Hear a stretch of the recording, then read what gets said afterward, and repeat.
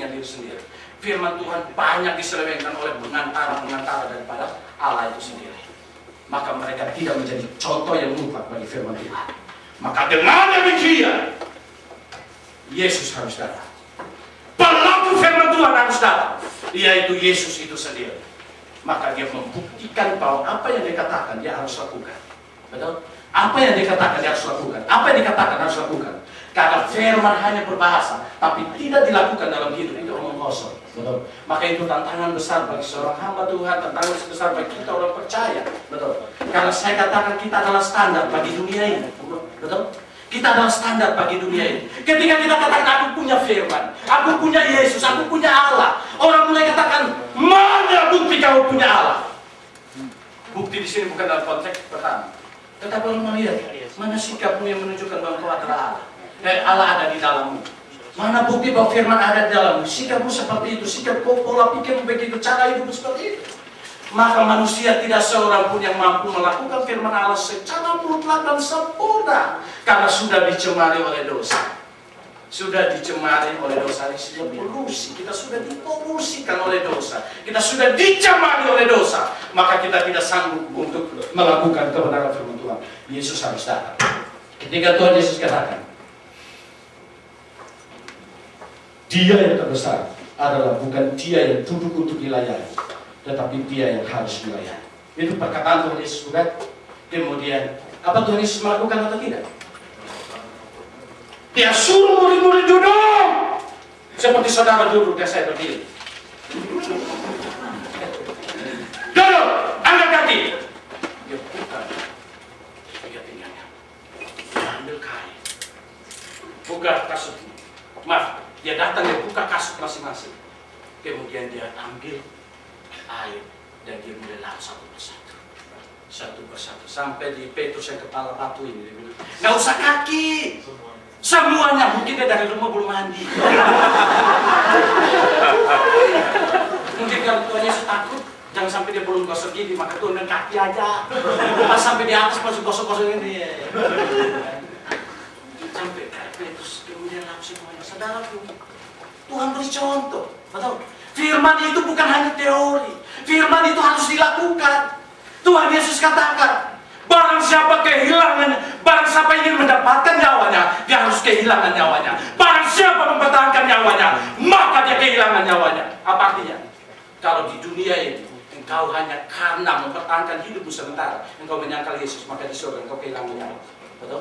Tapi kalau engkau rela karena Kristus, engkau nyawamu menjadi taruhan, maka di surga engkau mendapatkan nyawa yang kekal. Itu maksudnya. Nah, Tuhan Yesus melakukan itu atau tidak? Tuhan melakukan itu. Mati bagi saudara dan saya.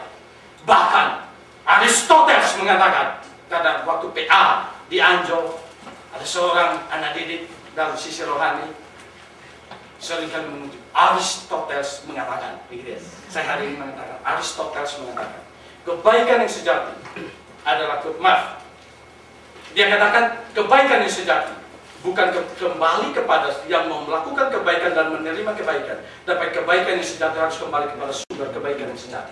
Sumber kebaikan yang sejati, saya telah ditanya murid-murid, dia tidak tahu siapa itu sumber kebaikan yang sejati. Sumber kebaikan yang sejati yang satu, Alkitab menjawab Tuhan. Karena orang ada yang katakan Rabi yang baik. Bukan berarti ketika Tuhan katakan jangan engkau mengatakan aku Rabi yang baik, bukan berarti Tuhan menolak, tapi Tuhan mengatakan Allah satu-satunya yang baik. Betul? Nah, kemudian dalam etika Kristen, namanya seorang yang namanya Joseph Fletcher. Joseph Fletcher ini seorang etika besar, dia katakan begini. Etika manusia hanya sebatas apa yang dilukiskan? Satu kapal tenggelam, ada hanya satu skoci, di situ ada 50 orang, kemudian saya ada di situ. Ketika skoci ini berjalan, kemudian ada seorang yang tenggelam, itu pasti yang tidak bisa apa? Tolong, saya bisa meniru karena memang saya pernah tenggelam.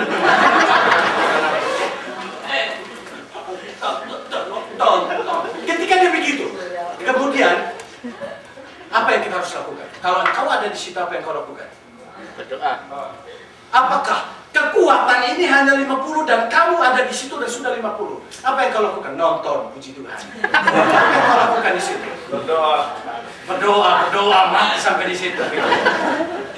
Berdoa. Kemudian ketika kau berdoa Tuhan akan turun. Mati kau.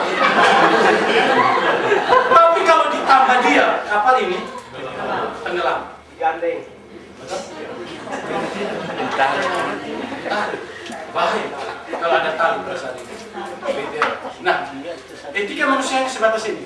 Biarkanlah dia mati. Yang penting 49 ini dan saya tidak mati. Karena etika manusia adalah meminimalkan masalah. Betul? Daripada tambah dia mati 50, maka mati 49 ini. Betul ya? Mau pilih yang mana? Mati 1 atau mati 49? Itu etika manusia. Betul? Tetapi Tuhan tidak seperti itu. Tuhan melebihi etika manusia. Ketika Tuhan melihat yang satu itu, maka dia harus terjun ke dalam laut.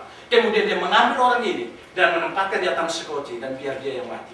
Konsep itu ada pada Tuhan.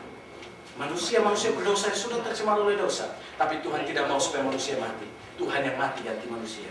Itu bukti sehingga kekristenan tidak hanya mengajar etika dan moral, tapi kekristenan di atas etika dan moral. Betul? Karena kita langsung bergantung kepada Tuhan yang sumber teladan itu dan sumber firman itu sendiri. Maka dengan demikian, ya kau harus katakan, iman tanpa perbuatan, hakikatnya apa? Mati. Maka firman harus ada yang harus melakukan. Harus ada orang yang melakukan. Kalau kita tidak melakukan, itu namanya omong kosong. Teriak-teriak tapi omong kosong. Sehingga dengan demikian, bagian yang kedua di sini, ingat kenapa Yesus harus turun? Karena bagian yang kedua, firman tidak hanya tetap firman, tapi firman harus dilakukan dan terapkan. Yesus memberikan contoh yang terbaik. Maka Paulus katakan, ikuti teladanku sebagaimana aku mengikuti teladan siapa? Kristus. Kalau seorang pengkhotbah katakan, ikuti teladanku, tahu di sini itu sombong. Betul. Tapi selanjutnya ikuti teladanku sebagaimana aku mengikuti teladan Kristus. Itu baru benar. Dia bukan sumber. Maka kalau dia punya kegagalan, itu wajar. Tetapi dia harus merubah itu dan kembali pada Kristus. Maka di situ ada keteladanan yang sejati. Saya bisa memahami. Sehingga kalau engkau dengar firman Tuhan di dalam sini, amin, amin, amin. Dalam aminnya Pak Pendeta cepat selesai, Pak Pendeta, amin, selesai. Saya mau katakan, ketika kau dengar pulang, kemudian kau ketemu dengan orang gila, katakan bahwa ada Tuhan.